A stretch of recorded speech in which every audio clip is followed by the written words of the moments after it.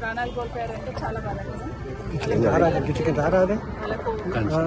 వాళ్ళకు సానుభూతి తెలియజేసుకుంటూ ప్రభుత్వం వాళ్ళ కుటుంబాలను ఆదుకోవాలని, అదేవిధంగా వాళ్ళ కుటుంబాలకు తట్టుకునే శక్తిని ఇవ్వాలని భగవంతుని కోరుతా ఉన్నాను. ఈ ప్రభుత్వం కూడా వీరంత తొందరలో ఈ రోడ్డు పూర్తి చేయాలని కూడా కోరుతున్నాను. మేడం, మొన్నటి వరకు ఎన్జిటి పేరుతో కాలయాపన చేస్తూ వచ్చారు, ఇప్పుడు కేసు కూడా విత్డ్రా అయినట్టుంది ఎన్జిటి. అదే కదా, ఎన్జిటిలో కేసు ఉన్నా కూడా ఆలూరులో ఇన్సిడెంట్ జరిగినప్పుడు నేను ఆ రోజు చెప్పాను, ఎక్కడైతే చెట్లు ఉన్నాయో వాటికి రేడియం స్టిక్కర్స్ అతికించండి టర్నింగ్ లో, ఎక్కడైతే రోడ్ నారో షోల్డర్స్ అంతా కూడా గ్రావెల్ పోసి సెట్ చేయండి అని కొంతవరకు చేసుకోవచ్చు. ఆ తర్వాత రెండు పెట్టిన ఇక్కడ కూడా గ్రావెల్ సెట్ చేసుకోవచ్చు. ఆ తర్వాత మొత్తం గ్రావెల్ కూడా పోయాలి. అసలు యాక్సిడెంట్ స్పాట్ ఎక్కడ మిర్జగూడ నుండి ఆలూరు వరకు ఉన్న స్పాటే యాక్సిడెంట్ స్పాట్. అక్కడనే టర్నింగ్ ఉంటుంది, అక్కడనే ఉంటుంది, అక్కడనే వెహికల్స్ తడబడుతుంటాయి. ఆ స్పాట్ చేయాలి. ఆ స్పాట్ షోల్డర్ చేయకుండా కాంట్రాక్టర్ చెప్తే చేసేవాళ్ళు, చేయకుండా ఎంతసేపు